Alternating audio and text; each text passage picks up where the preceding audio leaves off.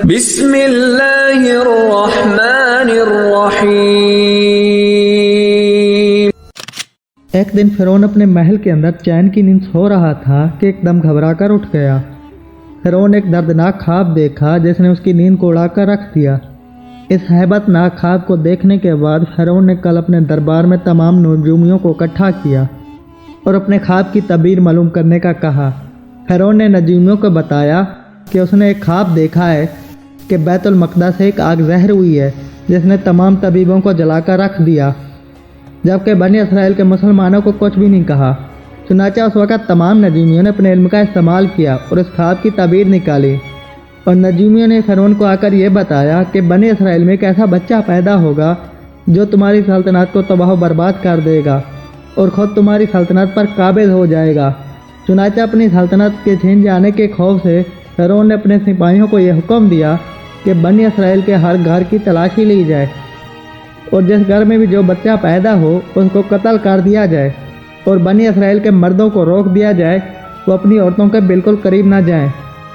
چنانچہ اس طرح فرعون کا حکم پاتے ہی بنی اسرائیل کے ہر گھر کی تلاشی لی گئی اور جس گھر میں جو بھی بچہ پیدا ہوتا اسے قتل کر دیا جاتا، لیکن اللہ تبارک و تعالیٰ نے تقدیر میں کچھ اور لکھا تھا۔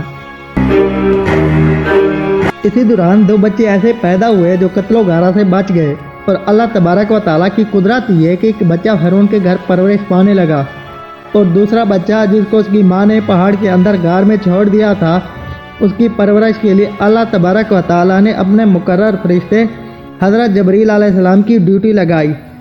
چنانچہ حضرت جبریل علیہ السلام روز اس بچے کے پاس آتے اور اپنی انگلی داخل کرتے، اور اس انگلی کی وجہ سے اس بچے کو دودھ اور خوراک ملتی، جس سے اس بچے کی نشو و نما اور پرورش ہونے لگی۔ وقت گزرتا گیا اور دونوں بچے جوان ہو گئے۔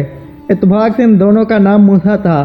قدرت یہ کہ جس بچے نے فرعون کے گھر پرورش پائی وہ بڑا ہو کر اللہ تبارک و تعالیٰ کا مکرم نبی حضرت موسیٰ علیہ السلام بنے، اور جس بچے کی پرورش اللہ تعالیٰ نے اپنے مقرب فرشتے حضرت جبریل علیہ السلام سے کرائی وہ بڑا ہو کر سامری جادوگر بنا۔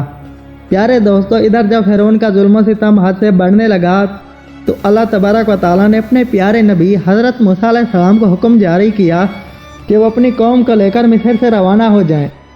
اللہ تبارک و تعالیٰ فرعون پر دردناک عذاب نازل فرمانے والا ہے۔ چنانچہ حضرت موسیٰ علیہ السلام اللہ تبارک و تعالیٰ کے اس حکم کی تعمیل کرتے ہوئے مصر سے روانہ ہو گئے۔ چنانچہ جب حضرت موسیٰ علیہ السلام اور اس کی قوم دریائے نیل تک پہنچی تو ادھر سے فرعون کو یہ خبر ملی کہ موسیٰ علیہ السلام اور اس کی قوم مصر چھوڑ کر جا رہے ہیں۔ یہ خبر ملتے ہی فرعون نے ایک لشکر تیار کیا اور حکم دیا کہ موسیٰ علیہ السلام اور بنی اسرائیل کی قوم کو قتل کر دیا جائے۔ ادھر جب حضرت موسیٰ علیہ السلام اور قوم بنی اسرائیل دریائے نیل تک پہنچی، موسیٰ علیہ السلام نے اللہ تعالیٰ کی بارگاہ میں دعا کی اور دریائے نیل کے اندر سے راستہ طلب کیا۔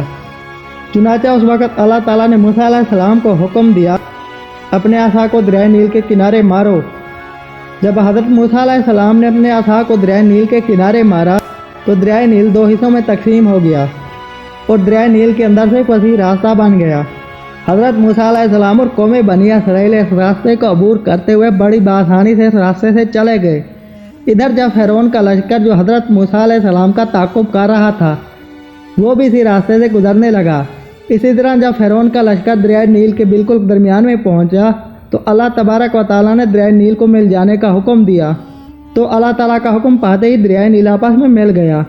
اس طرح فرعون اور اس کا لشکر اور اس کے تمام تبتی دریائے نیل کے اندر ہلاک ہو گئے۔ اس طرح فرعون کو ہلاک کر کے اللہ تبارک و تعالیٰ نے اسے دنیا کے لیے عبرت کا نشان بنا دیا۔ چنانچہ فرعون کی ہلاکت کے بعد حضرت موسیٰ علیہ السلام اور بنی اسرائیل ایک مقام پر ٹھہر گئے۔ کچھ عرصے کے بعد اللہ تعالیٰ نے حضرت موسیٰ علیہ السلام کو حکم دیا وہ بنی اسرائیل کو لے کر دوبارہ مصر چلے جائیں۔ حضرت موسیٰ علیہ السلام اللہ تعالیٰ کا یہ حکم پاتے ہی اپنی قوم کو لے کر مصر کی طرف روانہ ہو گئے۔ بنی اسرائیل پر اللہ تعالیٰ کا یہ فضل و کرم ہوا کہ اللہ تعالیٰ نے فرعون کے تمام محلات اور خزانے بنی اسرائیل کے سپرد کر دیے۔ اسی دوران اللہ تعالیٰ نے حضرت موسیٰ علیہ السلام کو تورات دینے کا وعدہ کیا تھا۔ اللہ تعالیٰ نے حضرت موسیٰ علیہ السلام سے یہ حکم ارشاد فرمایا تھا وہ 30 دن اور 10 دن اور روزے رکھیں، اور اس کے بعد اللہ تبارک و تعالیٰ حضرت موسیٰ علیہ السلام کو ایک ایسی کتاب دے گا جس کتاب کے اندر اس قوم کے تمام شرعی اصول ہوں گے۔ جس پر عمل کر کے یہ قوم اپنی تمام زندگی گزارے گی اور جس کتاب کے اندر اس قوم کی تمام شریعت ہوگی۔ چنانچہ اس وقت حضرت موسیٰ علیہ السلام نے اپنے بھائی حضرت ہارون علیہ السلام کو قوم بنی اسرائیل کا خلیفہ مقرر کیا اور خود اللہ تبارک و تعالیٰ کا یہ حکم پورا کرنے کے لیے کوہ طور پہاڑ پر چلے گئے، اور حضرت موسیٰ علیہ السلام کوہ طور پر جا کر اللہ تبارک و تعالیٰ کی عبادت میں مصروف ہو گئے۔ چنانچہ حضرت موسیٰ علیہ السلام دن رات روزہ رکھتے اور اللہ تبارک و تعالیٰ کی عبادت کرتے۔ اس طرح جب حضرت موسیٰ علیہ السلام کوہ طور پر تشریف لے گئے تو ادھر سامری جادوگر کو فساد پھیلانے کا موقع مل گیا، اور موسیٰ سامری نے بنی اسرائیل کے تمام لوگوں کو بہکانا شروع کر دیا۔ چنانچہ سامری جادوگر نے بنی اسرائیل کے لوگوں کے پاس جتنا سونا تھا اکٹھا کیا اور اس کو آگ میں جلایا۔ اس طرح وہ سونا دیکھتے ہی دیکھتے ایک بچڑے کی صورت اختیار کر گیا۔ سامری جادوگر یہ منظر دیکھ کر بہت خوش ہوا، اس نے اس بچڑے کو اٹھایا اور ایک محفوظ مقام پر رکھ دیا، اور سامری جادوگر نے اس کے منہ میں وہ مٹی پھونکی جو سامری جادوگر نے حضرت جبرائیل علیہ السلام کے گھوڑے کے پاؤں سے اٹھائی تھی۔ اس طرح جب سامری جادوگر نے مٹی کو اس بچڑے کے منہ میں پھونکا تو بولنے لگا اور اس بچڑے میں جان داخل ہو گئی۔ چنانچہ بنی اسرائیل کے مسلمان یہ منظر دیکھ کر حیران ہوئے اور بچڑے کو اپنا خدا ماننے لگے۔ اس طرح سامری جادوگر بنی اسرائیل کے مسلمانوں کو بہکانے لگا اور کہنے لگا حضرت موسیٰ علیہ السلام جس خدا کی تلاش میں کوہ طور پر گئے ہیں وہ تو یہاں پر موجود ہے، اور معاذ اللہ حضرت موسیٰ علیہ السلام تو وہاں پر ہلاک ہو گئے۔ چنانچہ سامری جادوگر نے بنی اسرائیل کے مسلمانوں کو اس بچڑے کے سامنے جمع کیا اور اس بچڑے سے پوچھا بتا تو کون ہے؟ بچڑے کے اندر سے آواز آئی میں بنی اسرائیل اور موسیٰ علیہ السلام کا خدا ہوں۔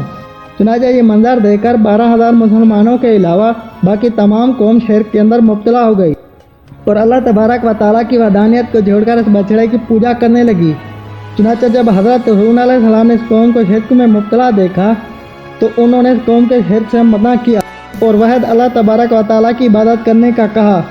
اس وقت اس بدبخت قوم نے جو شرک میں مبتلا تھی حضرت ہارون علیہ السلام کو قتل کرنے کی دھمکی دی۔ چنانچہ حضرت ہارون علیہ السلام اس وقت اس دھمکی کی وجہ سے چپ رہے۔ جب حضرت موسیٰ علیہ السلام کوہ طور سے تورات لے کر واپس آئے تو انہوں نے اس قوم کو اس شرک میں مبتلا دیکھا۔ قوم بنی اسرائیل اس بچڑے کی پوجا کر رہی ہے اور واحد اللہ تبارک و تعالیٰ کی عبادت نہیں کر رہی۔ یہ منظر دیکھ کر حضرت موسیٰ علیہ السلام جلال میں آ گئے۔ حضرت موسیٰ علیہ السلام نے غضب ہو کر اپنے بھائی حضرت ہارون علیہ السلام کو داڑھی اور بالوں سے پکڑا اور آپ کو جھنجھوڑنے لگے اور اپنے بھائی حضرت ہارون علیہ السلام سے پوچھنے لگے آپ نے اس قوم کو شرک سے کیوں نہ روکا اور یہ قوم اس شرک میں کیسے مبتلا ہو گئی، جبکہ میں آپ کو اس قوم پر خلیفہ مقرر کر کے گیا۔ تو حضرت ہارون علیہ السلام نے کہا میں نے اس قوم کو بہت روکا، قریب تھا کہ یہ مجھے قتل کر دیتی۔ چنانچہ حضرت ہارون علیہ السلام نے یہ سارا ماجرا حضرت موسیٰ علیہ السلام کو سنایا اور ان سب کا ذمہ دار موسیٰ سامری کو ٹھہرایا، اور یہ تمام لوگ موسیٰ سامری کی وجہ سے بچڑے کی پوجا کرنے لگے ہیں۔ اس وقت حضرت موسیٰ علیہ السلام نے سامری جادوگر سے پوچھا تم نے یہ شرک کیوں کیا؟ سامری جادوگر نے کہا میں نے یہ شرک اپنے نفس کے ابھرنے پر کیا اور یہ بچڑا ہی ہمارا رب ہے، ہم اسی کی پوجا کریں گے۔ اس وقت حضرت موسیٰ علیہ السلام نے غضب ہو کر موسیٰ سامری کے لیے بد دعا کی تو اللہ تبارک و تعالیٰ نے موسیٰ سامری کو ایک ایسی بیماری میں مبتلا کیا کہ وہ ساری عمر لوگوں سے یہ کہتا تھا کہ میرے قریب مت آنا اور مجھے ہاتھ نہ لگانا۔ اللہ تبارک و تعالیٰ نے موسیٰ سامری جادوگر کو ایک ایسی بیماری میں مبتلا کر دیا کہ کوئی بھی اسے ہاتھ لگاتا تو اسے سخت بخار ہو جاتا۔ اس طرح سامری جادوگر ساری زندگی جنگلات میں تڑپتا رہا، اسی موذی بیماری میں تڑپ تڑپ کر ہلاک ہو گیا۔ ادھر حضرت موسیٰ علیہ السلام نے اس بچڑے کو توڑ کر اس کے ٹکڑے ٹکڑے کر دیے جس کو موسیٰ سامری نے بنایا تھا۔ اس کے بعد حضرت موسیٰ علیہ السلام نے اللہ تبارک و تعالیٰ کی بارگاہ میں دعا کی اور اپنی قوم کے لیے بخشش طلب کی۔ چنانچہ اللہ تبارک و تعالیٰ نے شرک کی اس صورت میں معافی دینے کا کہا کہ تمام بنی اسرائیل کے لوگ جو شرک میں مبتلا تھے ان کو ان کے رشتہ دار اپنے ہاتھوں سے قتل کریں گے۔ چنانچہ اس طرح بنی اسرائیل کے وہ لوگ جو شرک میں مبتلا تھے قتل کر دیے گئے۔ اللہ تبارک و تعالیٰ سے دعا ہے کہ اللہ تبارک و تعالیٰ ہمیں شرک جیسی غلاظت سے محفوظ فرمائے اور اللہ تبارک و تعالیٰ کی وحدانیت پر قائم و دائم رکھنے کی توفیق عطا فرمائے۔